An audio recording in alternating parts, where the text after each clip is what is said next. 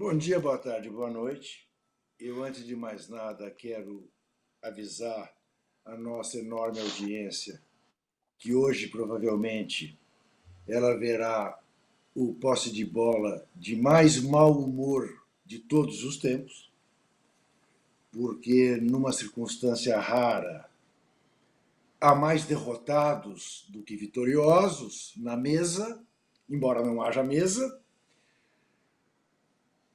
exceção feita a um rapaz viajante, que, aliás, desapareceu aqui do meu visor.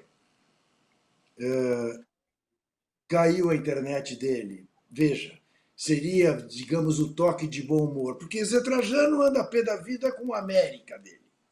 Não, mas isso vem de longe, né, Zico? Temos Não é novidade. Isso um. não é novidade. É eterno. Isso, Eterno. temos um rubro-negro derrotado. Deveríamos ter dois tricolores derrotados, mas um escafedeu-se para não ter que defender Luiz Rebeldia. E um corintiano que só apanha, não para de apanhar. Aí veja que coisa curiosa. Eu esperava de Zé Trajano um massacre a essa enquete e não veio o massacre, embora ele tenha dito que as três questões colocadas sejam secundárias, que deveríamos era tratar, e ele tem razão, dos times que venceram. Mas eu discordo da enquete completamente por um aspecto. Eu acho que a enquete é realista, verdadeira, ao tratar de mimimis, de chororôs. Mas faltou uma alternativa, e cabia, porque podem ser quatro, nenhum dos lances anteriores. Por que eu digo isso? Porque se eu tivesse apitando o jogo entre Flamengo e Fortaleza, provavelmente eu daria o empurrão no Wesley. Porque houve.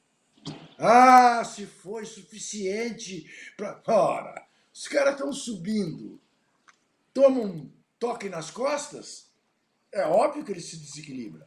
Ah, foi isso que causou o gol? Não sei. Ninguém sabe. Ninguém sabe. Se ele tivesse equilibrado, ele teria feito gol contra? Ninguém saberá jamais dar essa resposta. Eu daria o pênalti no Pedro? Não, eu não daria o pênalti no Pedro. Mas não afasto a hipótese de um toque no pé de apoio dele na hora que ele vai dar o chute.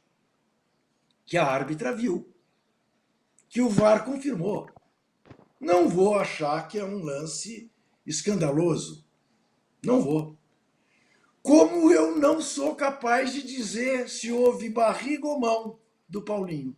Ninguém, em sã consciência, é capaz de dar um veredito. Infelizmente, não temos o tal apetrecho tecnológico que vimos na Eurocopa, que revela toques. Não temos. Então, em hipótese alguma, eu considero este gol um gol irregular. Porque se não há uma imagem conclusiva, vale o campo.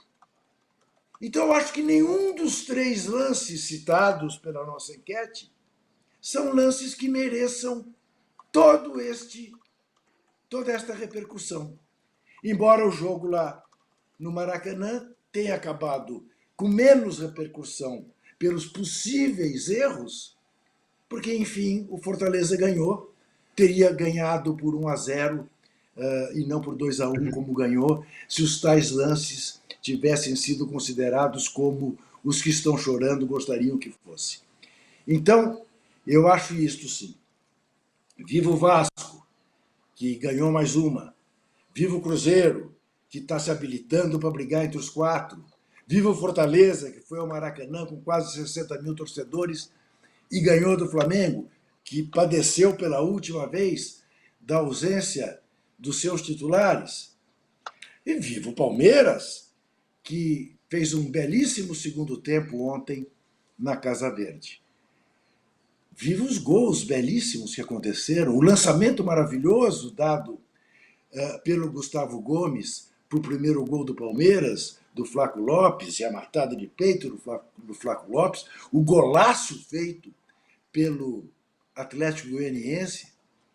Tem coisas positivas para a gente falar E do Corinthians, realmente, olha, âncora, se o Yuri Alberto, os Matheus Bidu e França, o Pedro Raul são as piadas da gestão passada e da gestão atual do Corinthians, o Balotelli é a caricatura final.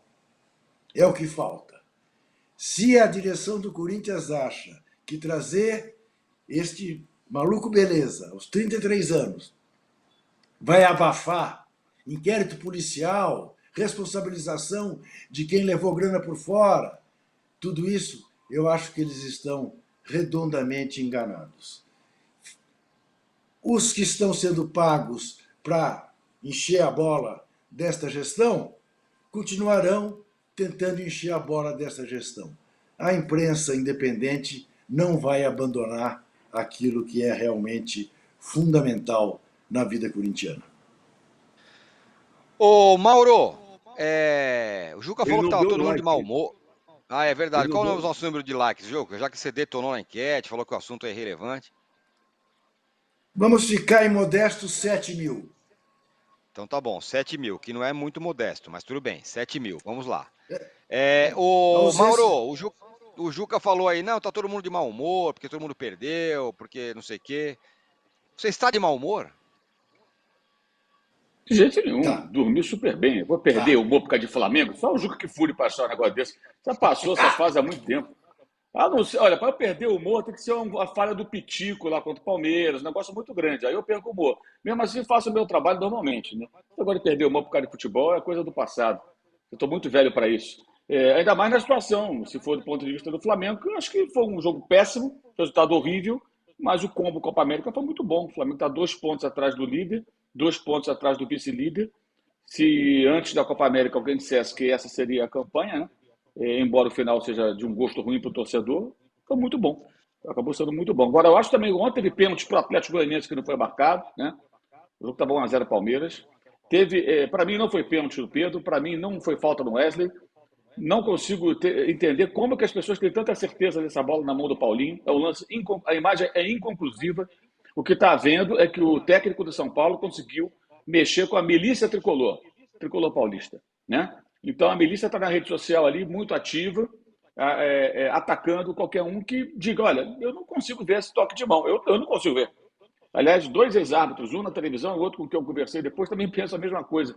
Você sabe que eu estou enxergando mal? A bola pode ter batido na barriga, talvez tenha resvalado no braço, e mesmo que tivesse o recurso lá da Eurocopa, não chegaria a conclusão nenhuma, que se tocar na barriga, o equipamento vai registrar da mesma maneira. É o toque na bola que ele registra.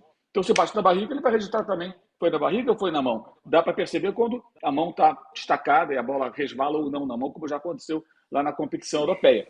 Agora,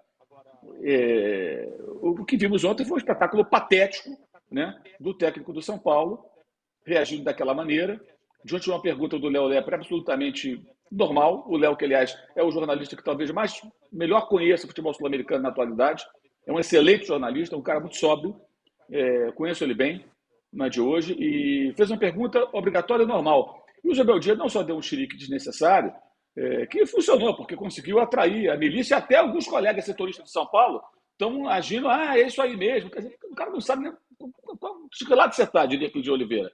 Sabe? Não é questão de ser comparativista. O cara fez a pergunta normal, gente. Fez a pergunta normal. Ele levantou, ele devolve com uma pergunta. E como ele bem disse, o que pensa o repórter numa coletiva é irrelevante. O repórter não está ali para debater, está ali para perguntar. E ele está ali para responder. Ele é pago para responder. Para o torcedor de São Paulo. Então é só ele falar, olha, eu acho que eu vi isso. A arbitragem errou, estou revoltado, já soquei ali o backdrop e sei lá o quê. Mas não, ele reagiu de uma maneira como se o embate fosse com o repórter. Aí colocando em dúvida se ele viu ou não o lance. Ele não entende nada, né, realmente, do trabalho do cara. O repórter fica à beira do campo participando da transmissão. Ele não tem retorno de imagem. Ou seja, ele não tem um monitor mostrando aquilo que você em casa está vendo. Ele está vendo ali à beira do campo o que você não está vendo, que é o lance de perto. Para isso ele está ali, para pegar os flagrantes e fazer as entrevistas. Essa é a função do repórter na transmissão à beira do gramado. ok? Termina o jogo, ele tem que gravar passagem, que é aquela hora que o repórter aparece com o microfone na mão falando alguma coisa, é aquilo ali. Ele tem que gravar a passagem para o dia seguinte, ele tem que preparar todo o material e correr para a coletiva. Não há tempo dele ficar no Twitter, como sugeriu o técnico tricolor, procurando a imagem para poder ver. Agora, ele sabia, claro, que havia reclamações que todo mundo viu o Zubeldia socando ali o negócio. Então ele fez a pergunta: o que foi que te irritou? Era só ele falar. Era só ele falar: olha, me irritou isso, isso, isso. Acho que a arbitragem errou aqui, aqui, aqui. Ok, perfeito. Problema nenhum. Então aquilo foi realmente uma cena muito patética. Mas torcedores de São Paulo, que achavam barato o Muricy dando patada em repórter à torta e direito, algumas vezes até merecidamente, porque perguntas imbecis eram feitas naquele tempo, e ainda são, não foi o caso da pergunta de ontem. Eu não sou nem um pouco corporativista, acho sim, sempre falo, muitas vezes as perguntas são ridículas. Não é só de youtuber, não, de jornalista também. O cara vai lá, faz umas perguntas patéticas e acaba recebendo a resposta atravessada. Mas não foi o caso. Então acho que o Zubeldia foi muito mal. A gente já falava que desde que ele estava para ser contratado pelo São Paulo, que ele é um cara temperamental, de fato ele é, mas ontem acho que ele se excedeu, deveria refletir um pouquinho sobre a sua conduta ontem. Mas, de certa forma, acho que deu certo, entre aspas, porque mobilizou o torcedor ao redor disso num vitimismo exagerado, porque a bola, ela talvez tenha batido na mão, mas não dá para ter essa certeza. Né? Não dá para ter certeza. E mais ridículo é o cara que não admite que você diga que não consegue ver com essa exatidão. Aí o VAR acerta, porque o VAR só interfere quando há imagem conclusiva. Ela não é conclusiva. Ela dá margem de interpretação, tanto que há um debate. E aí ele não tem que se meter. Então ele não se meteu. Aí pode discutir se houve falta na origem do lance, falta do Hulk, se houve não falta dos Gustavo, que eu acho que houve também falta do Hulk. Aí a gente vai ficar, como se dizia antigamente, rebobinando a fita até encontrar um problema. Mas o lance capital ali é um lance que não é conclusivo. Então, eu acho que é um exagero que está acontecendo, muito grande, um vitimismo que não faz muito sentido, não. Acho que passou do ponto e o Zubeldia ontem foi absolutamente lamentável. Uma participação teatral, patética e decepcionante até. Porque uma coisa é ele ser um cara sanguíneo ali, à beira do campo, vibrante, a outra é fazer o que ele fez. Mas, como eu falei, o São Paulo tem tradição nisso. O Muricy fazia isso, muita gente achava legal, dava risada, né? Dava risada. Então, mantém a tradição tricolor de técnicos que são estúpidos com a imprensa.